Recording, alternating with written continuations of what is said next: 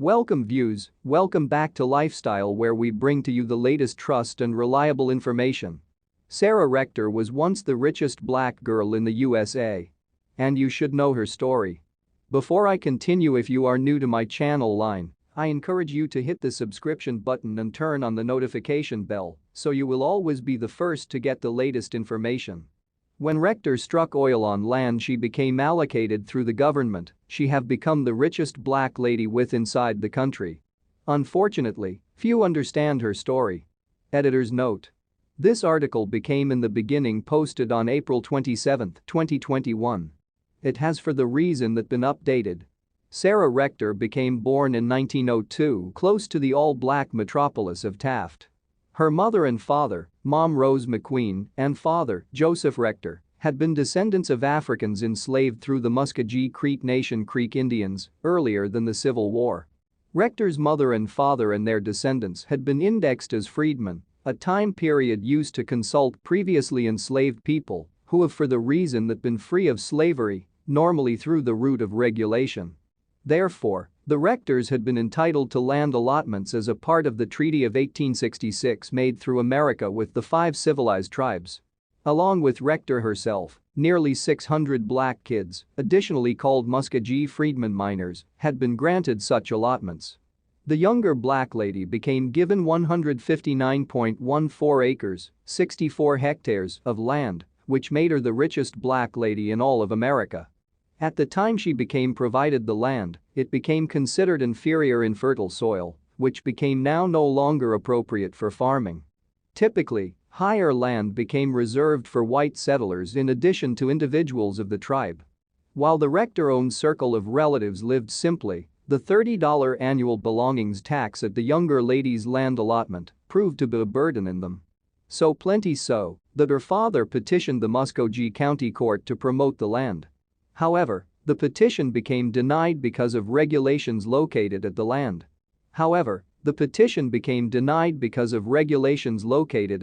To hold up with the tax payments, Rector's father offered the plot to the Standard Oil Company. Then, in 1913, the unbiased oil driller B.B. Jones drilled a properly at the belongings. This properly caused an oil gusher. The driller became capable of harvest 2,500 barrels of oil a day. From this properly alone, Rector became capable of earn a day-by-day profits of $300. In the early 1900s, the regulation said that full-blooded Indians, black adults, and kids who had been residents of Indian Territory with large belongings and cash had been to be assigned white guardians. These guardians might offer perception into their finances. Of root, as Rector's profits grew, there has been titanic strain to formally alternate her guardianship from her mother and father to a neighborhood white resident named T.J. or J.T. Porter, and person regarded to the own circle of relatives. Subsequently, her allotment have become a part of the Cushing Drumright oil field. News of Rector's newfound wealth unfolds some distance and wide, inclusive of overseas. Despite being most effective 12 years old, she obtained requests for loans, cash gifts, and marriage proposals. The Oklahoma legislature, in 1913, even made an attempt to have her declared white. This allowed the younger lady to obtain the blessings of a better social standing, which includes driving in pleasant motors and in pleasant cabins on trains. Nonetheless, rumors quickly started to fly. Local newspapers referred to as her a white immigrant who became being saved in poverty, claimed that her property became being mismanaged through her own circle of relatives, or even argued that she became uneducated and led a bad pleasant of life. National African American leaders Booker T. Washington and W.E.B. Du Bois Speedy have become involved approximately her welfare. In June 1914, James C. Waters, Jr., a unique agent for the National Association for the Advancement of Colored People, NAACP, dispatched a memo to Du Bois concerning her situation. He wrote of her white economic guardian, "Is it now no longer feasible to have her cared for in a respectable way and through humans of her very own race, as opposed to through a member of a race which might deny her and her type the remedy accorded an excellent backyard dog?" Upon analyzing this, Du Bois became triggered to set up the Children's Department of the NAACP, which might move on to research claims of white guardians suspected of depriving black kids in their land and wealth.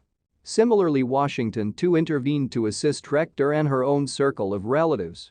In October of the equal year, the younger lady became enrolled with Inside the Children's School, a boarding college on the Tuskegee Institute in Alabama, headed through Washington. When she graduated, she attended the institute. By the time Rector grew to become 18, she became a millionaire. She owned stocks, bonds, a boarding residence, businesses, and a 2,000-acre piece of top river bottomland. Eventually, she and her own circle of relatives left Tuskegee and moved to Kansas City, Missouri, wherein they bought a residence on 12th Street.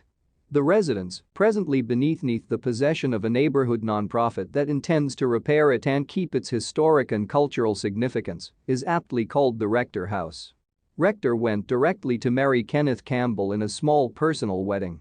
Only her mom and the bridegroom's paternal grandmother had been gift for the event. Prior to submitting for divorce in 1930, the couple had 3 sons. Ultimately, Rector lived a snug life. She had a flavor for best apparel and motors, and threw lavish events wherein she entertained celebrities, which includes Count Basie and Duke Ellington. She surpassed away in 1967, and her stays had been buried inside the town cemetery of her fatherland of Taft. Please don't forget to subscribe to my YouTube.